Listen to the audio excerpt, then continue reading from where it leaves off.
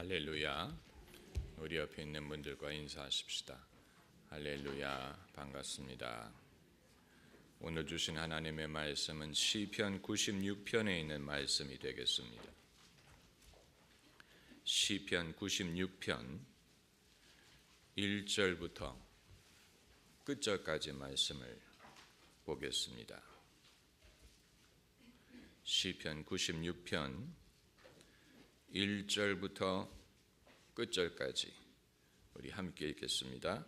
새 노래로 여호와께 노래하라. 온 땅이여 여호와께 노래할지어다. 여호와께 노래하여 그 이름을 송축하며 그 구원을 날마다 선포할지어다.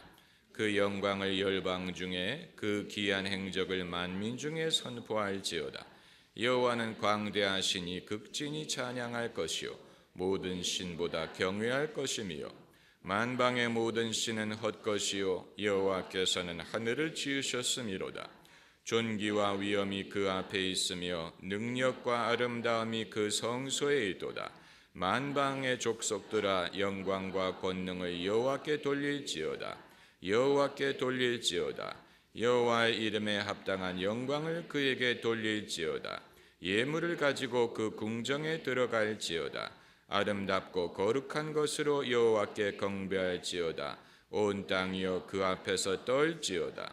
열방 중에서는 이르기를 여호와께서 통치하시니 세계가 굳게 서고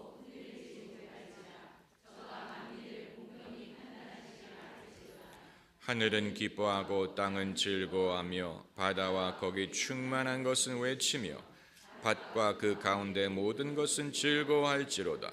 그리할 때 삼림의 나무들이 여호와 앞에서 즐거이 노래하리니 저가 임하시되 땅을 판단하려 임하실 것임이라. 저가 의로 세계를 판단하시며 그의 진실하심으로 백성을 판단하시리로다. 아멘. 모나코라는 작은 나라가 있습니다. 그건 과자의 이름이 아닙니다. 그건 모나카고, 모나코는 프랑스 남부 지중해 연안에 있는 작은 왕국입니다. 원래 무명의 국가였는데 유명한 할리우드 여배우 그레이스 켈리가 국왕에게 시집을 가는 이후에 유명해졌습니다. 모나코의 주 수입원은 관광과 카지노입니다. 007 카지노 로얄에 나오는 그 카지노가 모나코에 있는 것입니다. 아주 작은 나라입니다. 헬리콥터로 이쪽 끝에서 저쪽 끝까지 가는데 17초면 끝납니다.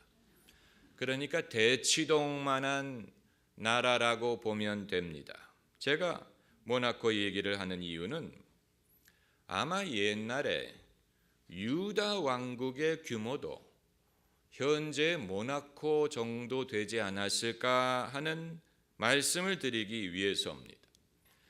유다와 이스라엘의 영토가 얼마나 넓었을지 우리는 알 수가 없습니다. 성경책 뒤에 보면 이 지도가 나와 있지만 그 지도만 가지고는 당시 이스라엘의 영토가 얼마나 넓었을지 알 수 없습니다. 왜냐하면 그 주변에 성경에도 나온 것처럼 주변에 많은 국가들이 있었고 그 국가들이 늘 이스라엘과 영토를 가지고 분쟁을 벌였다는 기록이 나와 있기 때문에 그렇습니다.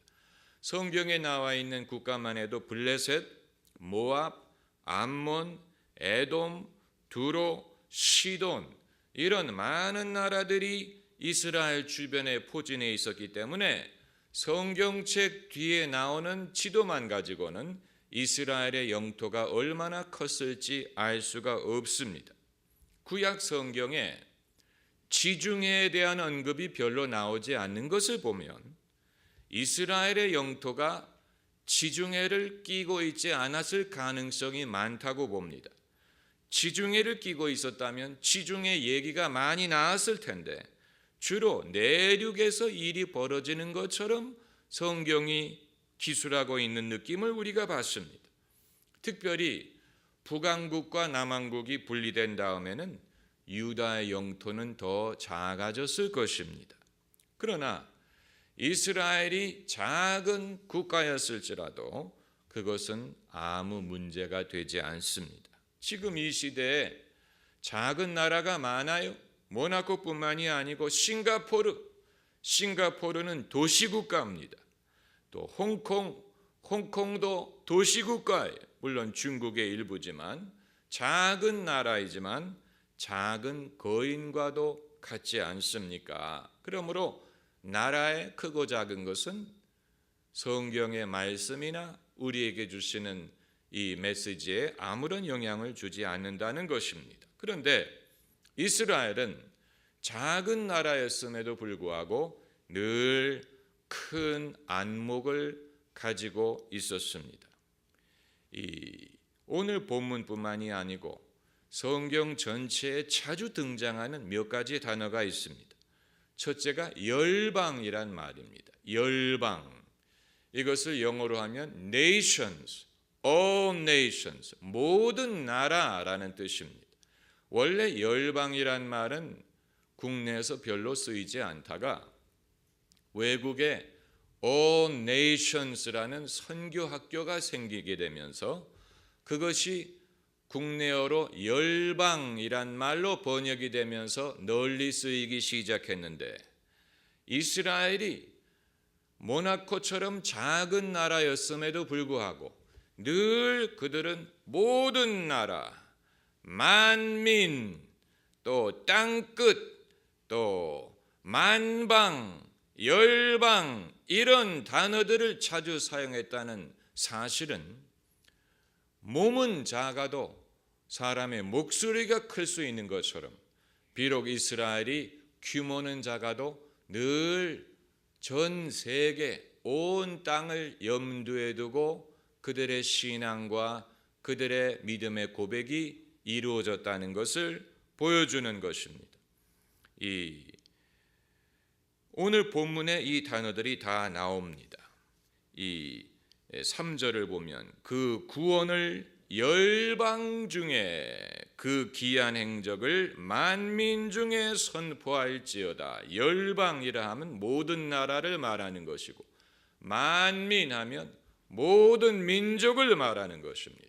예수님도 너희는 가서 모든 족속을 제자로 삼아라 이렇게 말씀하셨고, 온 천하에 다니며 만민에게 복음을 전파하라고 말씀하셨고, 이 복음이 땅 끝까지 증거되리니 그 이후에 끝이 오리라 라고 말씀하셨고, 너희가 땅 끝까지 내 증인이 되리라고 말씀을 하셨습니다.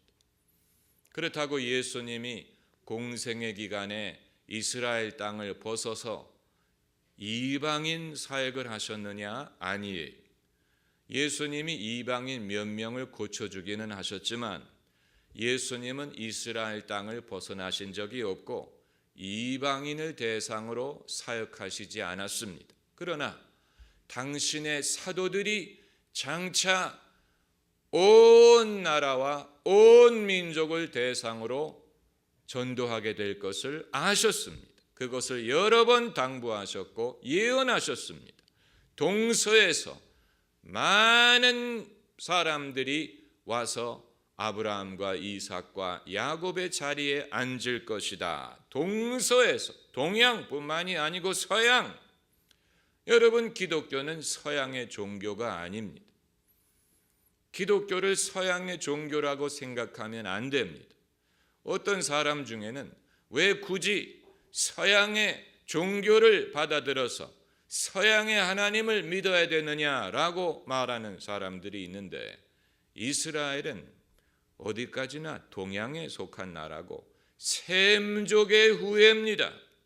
아시아 민족은 모두 셈족의 후예, 유럽인들은 야벳의 후예고, 그러니까 셈족의 후예에 의해서 유대인들의 신앙과 기독교가 만들어진 것이고, 처음에 기독교가 전파되었을 때는 아시아 중심으로 전파되었습니다. 소아시아, 팔레스타인 이런 모든 나라들이 아시아에 속해 있다가, 그러나 이제 기독교가 어디에서 번창했느냐? 유럽에서 번창을 하는 바람에 기독교가 서양 종교라는 인식을 받게 된 것이지 원래부터 그런 것이 아닙니다. 중요한 것은 동양이냐 서양이냐가 아니고 예수님 말씀대로 동서에서 많은 사람들이 와서 아브라함과 이삭과 야곱의 자리에 앉으려니와 동서에서 모든 족속 천하 만민에게 복음을 전파하라고 말씀하셨기 때문에 이것이 서양 종교냐 미국인 종교냐 유럽인의 종교냐 그것은 아무 의미가 없는 말입니다. 여러분 가톨릭 교회에 최근에 누가 어느 나라 추기경이 교황이 됐습니까? 아르헨티나 출신의 추기경이 교황이 됐는데 여러분 가톨릭 교회가 세계 어디에서 가장 부흥을 하고 가장 교인들이 많은지 아십니까? 유럽이 아니에요. 아시아도 아니에요. 미국도 아니에요. 남아메리카와 아프리카예요. 남아메리카와 아프리카 적도 아래에 있는 남반구에 있는 국가들이 교인들 숫자도 많고 교회도 크고 영향력이 많아요. 그렇기 때문에 최초로 남아메리카 출신의 추기경이 교황이 됐다는 것은 소위 제3세계의 기독교의 영향력을 이제는 간과할 수 없다는 것을 보여주는 것입니다. 영국의 성공에도 전 세계의 성공의 교회들이 있어서 그들이 이 감독들이 주교들이 모여서 회의를 할 때 성공의 그 중요한 이슈 중에 하나가 동성연애 신부를 줄 것이냐 이 문제를 가지고 논란을 벌이는데 유럽의 주교들은 찬성합니다. 그럼에도 그것이 부결되는 이유는 훨씬 많은 주교들이 아프리카, 아시아에서 왔기 때문에 그렇습니다. 유럽의 주교들은 자유주의적인 신앙을 갖고 있지만 아프리카 그 이외 국가의 주교들은 굉장히 복음주의적이고 보수적인 신앙을 갖고 있고 그들이 지탱을 해주기 때문에 성공회가 이상한 쪽으로 빠지고 위축되지 않을 수가 있는 것입니다. 그러니까 기독교가 서양 종교냐 어디서 왔느냐 하는 것은 중요하지 않습니다. 예수님의 말씀대로 이 복음이 땅끝까지 증거되고 그리고 끝이 오리라. 아직 끝은 오지 않았습니다. 아직 이 복음은 땅끝까지 증거되지 않았습니다. 증거되는 중입니다. 2000년이 지났지만 아직도 땅끝까지 내 증인이 되리라 하시는 예수님의 예언이 성취되지 않고 우리가 그것을 위해서 기도하고 애쓰는 중입니다. 제가 말씀드리고자 하는 것은 이스라엘이 그렇게 작은 나라였는데도 불구하고 수천 년 전에 그들이 믿음을 고백할 때마다 우리나라, 우리 동네 이런 식으로 말한 것이 아니고 만민은 그의 이름을 송축하라. 열왕 중에 그 영광이 나타나리라. 몸집은 작은데 목소리가 큰 사람과 같아. 그들이 나라는 작은데 늘 온 세상을 품고 믿음을 고백했다는 사실이에요. 그렇다고 당장 만민이 여호와를 인정하고 찬양을 했습니까? 그건 아니죠. 그건 아직도 한참 기다려야 이루어질 일입니다. 그러나 그럼에도 그 옛날에 벌써 이 사람들은 자기들이 믿는 여호와 하나님이 이스라엘 민족의 하나님인 것뿐만이 아니고 장차 천하 만민이 여호와를 믿고 찬양하게 될 것임을 내어다봤다는 것을 보여주는 것입니다. 이것이 왜 중요하냐? 당시 이방인들이 섬기던 신들은 대체로 구체적인 지역의 신이었습니다.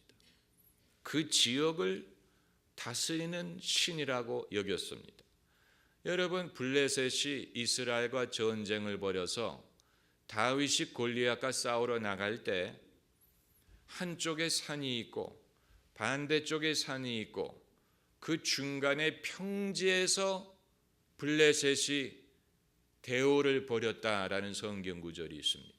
한쪽에도 산이고 반대쪽에도 산이고 중간에 평지에 블레셋 군대가 대오를 벌이고 거기에서 골리앗이 나와가지고 싸움을 벌였어요. 왜 그렇게 했는지 아십니까? 블레셋이 생각하기를 유대인들의 신 여호와는 산을 다스리는 신이라고 생각했어요. 왜냐하면 모세가 산에 올라가서 십계명을 받고 산에서 하나님이 나타나 산에 예루살렘이 있고 그렇기 때문에 이 여호와 하나님은 산을 다스리는 신이라고 여겼고 그들이 믿는 바알 신은 평지를 다스리는 신이라고 믿었어요. 그래서 전쟁을 평지에서 해야 바알 신이 그들을 도울 것이라고 생각한 것입니다. 그렇기 때문에 평지에서 전쟁을 벌인 것입니다. 그런데 다윗이 여호와의 이름으로 골리앗을 죽인 것을 보고 여호와 하나님은 산뿐만이 아니고 평지뿐만이 아니고 모든 것을 다스리는 분이구나 하는 것을 그들에게 증명한 것입니다. 이처럼 대다수의 민족들이 믿는 신은 로컬 갓, 그 지역을 다스리는 신이었어요. 나라가 크다고 그들의 신앙관의 스케일이 컸느냐? 그렇지 않습니다.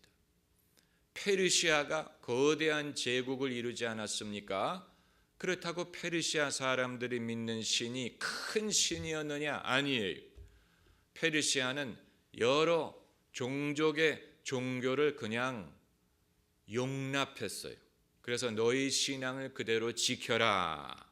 로마 제국도 마찬가지. 로마 제국이 얼마나 영토가 큰 나라입니까? 그렇다고 그들이 믿는 종교가 스케일이 컸느냐? 아니에요.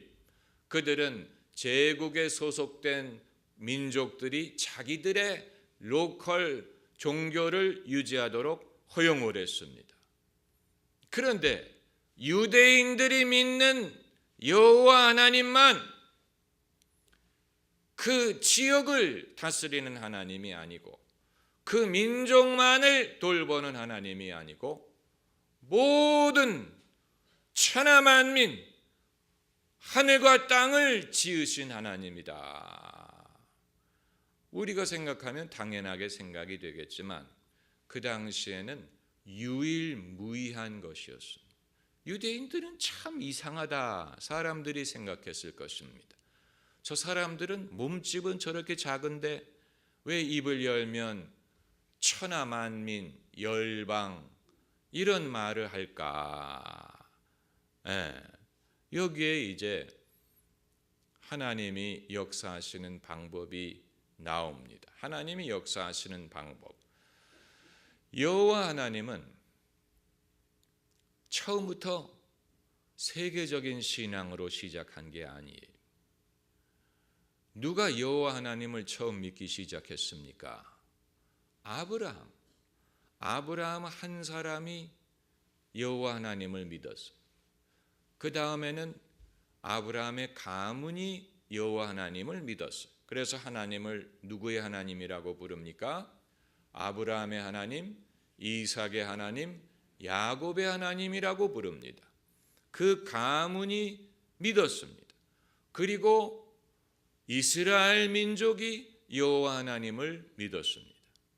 그리고 나서 예수 그리스도를 통하여 이제는 모든 민족이 천하 만민이 예수 그리스도를 통하여 여호와 하나님을 믿게 되었습니다.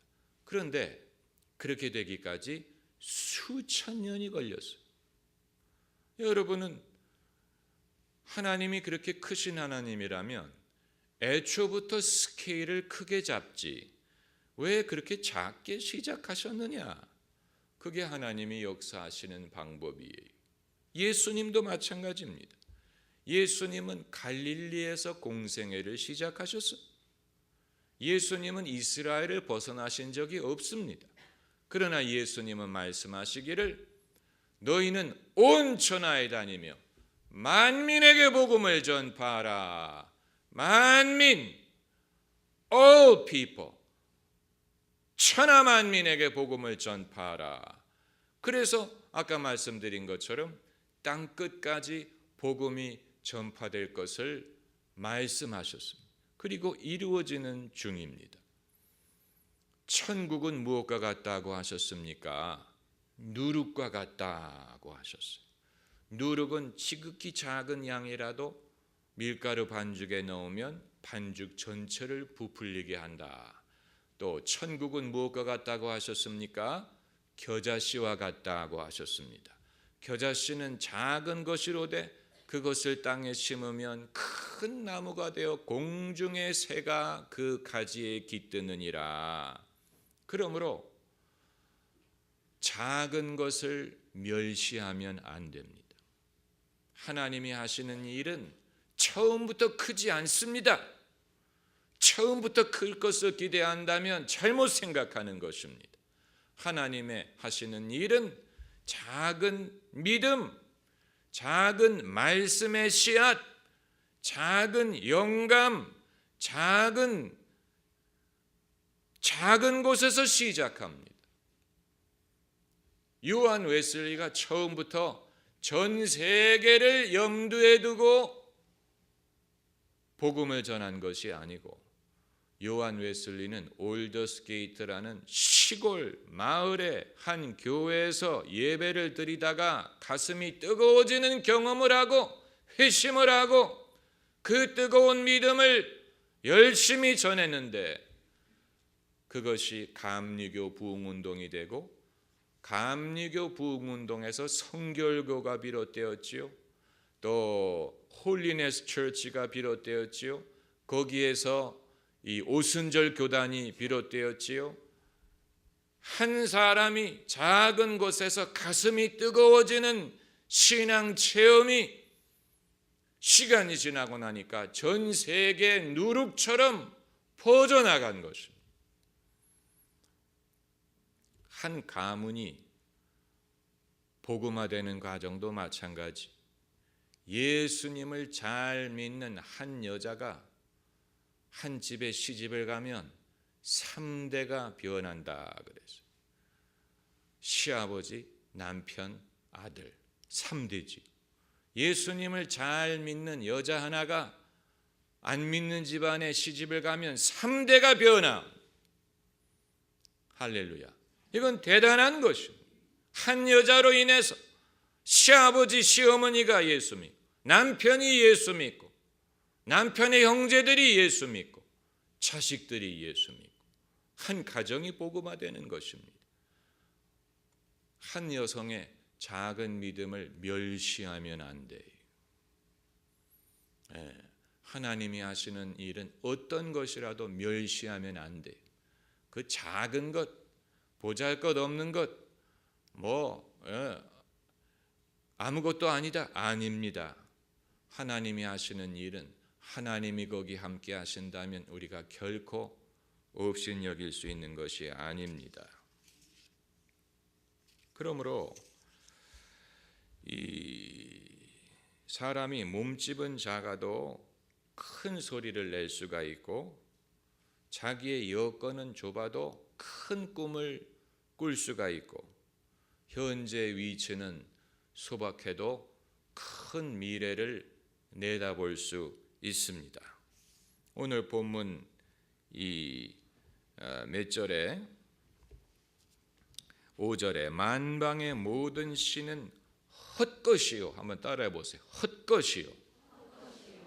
만방의 모든 신은 헛것이요. 이런 말을 하면 옛날은 물론이고 지금도 사람들이 싫어합니다. 왜 남의 종교를 업신여기느냐? 당신이 믿는 것은 그렇다 하더라도 왜 남의 종교까지 헛것이라고 멸시하느냐? 이건 멸시하는 게 아니고 헛것이라고 말하는 것입니다. 거기에는 차이가 있습니다. 바알 신에게 기도했던 바알 선지자들의 그 기도가 헛것이었던 것처럼 만약에 예수님 이외에 다른 이름으로 구원을 받을 수 있다면 헛것이 아닐 것입니다. 천하에 구원받을 만한 다른 이름이 없는 한 예수님 이외에 다른 것을 의지하는 것은 헛것이. 여러분, 진리에 대한 확신이 없는 사람은 그런 말을 하지 못합니다. 진리에 대한 확신이 없는 사람은 이것도 좋고 저것도 좋고 다다익선이 가급적 많은 게 좋아요. 제단 위에 가급적 모든 신을 다 섬기려고 하는 사람은 확신이 없는 사람이 많을수록 좋아요. 좋은 게 좋은 것이지. 마치 불국사에 마리아가 예수님을 안고 있는 상을 모셔놓은 것처럼 좋은 게 좋은 거라는 생각, 확신이 없기 때문에 확신이 있는 사람만이 만방의 모든 신은 헛것이다 라고 말할 수가 있는, 이건 영적인 담대함이 엘리야에게 이러한 담대함이 없었다면 그는 바알의 선지자들을 대항할 수 없었을 것입니다. 바알이 헛것이다 라는 것을 믿기 때문에 바알과 아세라 신상을 잘라낼 수가 있었죠. 그러지 않으면 부정탈까 봐 두려워서 손대지 못합니다. 이방의 모든 신은 헛것이다. 두려워할 필요 없어. 확신이 있는 사람만이 이러한 담대함을 소유할 수 있습니다. 할렐루야. 믿음이 그만한 담대함을 가능하게 합니다. 기도하십시다.